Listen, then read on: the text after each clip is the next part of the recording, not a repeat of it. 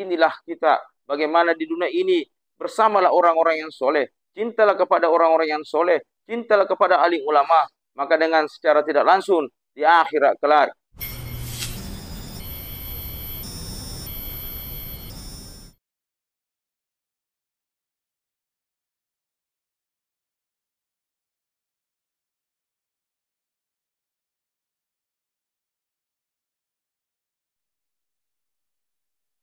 Assalamualaikum warahmatullahi wabarakatuh.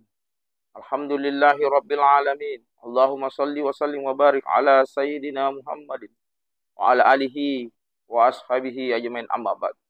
Bersyukur kepada Allah Subhanahu wa taala dengan selalu mengucapkan alhamdulillahi rabbil alamin dan berselawat kepada baginda Rasulullah Muhammad sallallahu alaihi wasallam dengan selalu mengucapkan Allahumma salli ala sayyidina Muhammad wa ala ali sayyidina Muhammad sebagai bentuk cinta kita kepada Rasulullah sallallahu alaihi wasallam. Sidang ikhwanu fillah, saudara-saudaraku, pernah satu hari datang seorang lelaki kepada Rasulullah sallallahu alaihi wasallam bertanya tentang kiamat.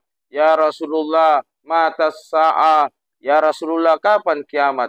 Rasulullah sallallahu alaihi wasallam menjawab pertanyaan lelaki ini, wa madza a'dat laha? Apa persiapanmu hari kiamat? Maka lelaki ini menjawab, ya Rasulullah, la syai'an. Ya Rasulullah, tidak ada, sedikit sekali ya Rasulullah.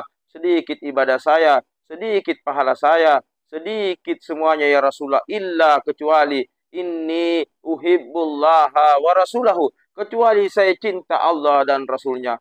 Maka Rasulullah sallallahu alaihi wasallam menjawab lelaki ini, anta ma'aman ahbabta. Kamu akan bersama dengan orang-orang yang kamu cintai. Hadis ini diriwayatkan oleh Anas bin Malik. Jadi hadis ini diriwayatkan oleh Anas bin Malik. Maka Anas bin Malik mengatakan, farihna farahana. Saya sangat gembira ini hari. Biqauli sallallahu alaihi wasallam. Setelah saya mendengar Rasulullah sallallahu alaihi wasallam mengatakan, kamu akan bersama dengan orang-orang yang kamu cintai. Maka Anas bin Malik melanjutkan perkataannya, ana uhibbu Rasulullah wa Abu Bakar wa Umar wa arjuk an akuna mahum. Saya cinta kepada Rasulullah, Abu Bakar dan Umar, wa arjuk an akuna mahum, dan saya berharap akan bersamanya nanti bihubba iyahum, karena saya mencintainya. Ikhwanu fillah, pelajaran apa yang kita bisa ambil dari kisah yang singkat ini? Bahwa cintailah Rasulullah dengan sepenuh hati.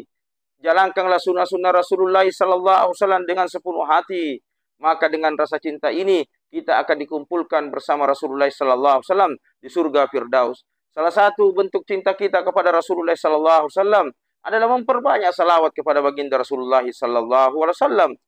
Ikhwanu fillah, pelajaran yang juga kita bisa ambil, Anas bin Malik menyebut Abu Bakar wa Umar, Abu Bakar dan Umar. Artinya apa? Kita juga bisa mencintai ulama-ulama yang kita tahu kewaraannya. Maka cintailah ulama-ulama itu. Maka kita akan bersama dengan ulama-ulama itu. Ikhwanu fillah, inilah kita. Bagaimana di dunia ini, bersamalah orang-orang yang soleh. Cintalah kepada orang-orang yang soleh. Cintalah kepada alim ulama. Maka dengan secara tidak langsung, di akhirat kelak, kita akan dikumpulkan nanti bersama orang-orang yang soleh. Ikhwanu fillah, jangan tinggalkan amalan yang sangat singkat ini. Sebagai bentuk cinta kepada Rasulullah SAW adalah memperbanyak salawat. Karena salawat juga adalah bentuk ketaatan kita kepada Allah Subhanahu Wa Taala. Allah perintahkan di surah Al-Ahzab ayat 56. Ya ayyuhalladzina amanu sallu alaihi wa sallimu taslima. Allah beserta malaikat bersalawat kepada baginda Rasulullah Muhammad SAW. Hai orang-orang yang beriman, perbanyaklah bersalawat sebagai bentuk cinta kita, ketaatan kepada Allah dan Rasulnya. Ikhwanu fillah, inilah amalan yang singkat ini. Jangan tinggalkan salawat. Setiap hari, sekurang-kurangnya sebelum tidur, kita membaca 300 kali. Maka keberkahan hidup kita, keberkahan keluarga kita, keberkahan rezeki kita, Allah akan berikan terus keberkahan-keberkahan sampai kita menjemput ajal kita, yaitu dengan husnul khatimah. Ikhwanu fillah, demikian nasihat yang singkat ini.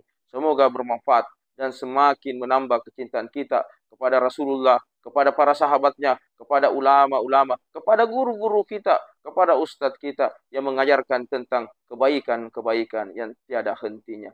Ikhwanu fillah, Hanya dengan ilmu kita bisa bahagia di dunia, bertetangga di surga. Assalamualaikum warahmatullahi wabarakatuh.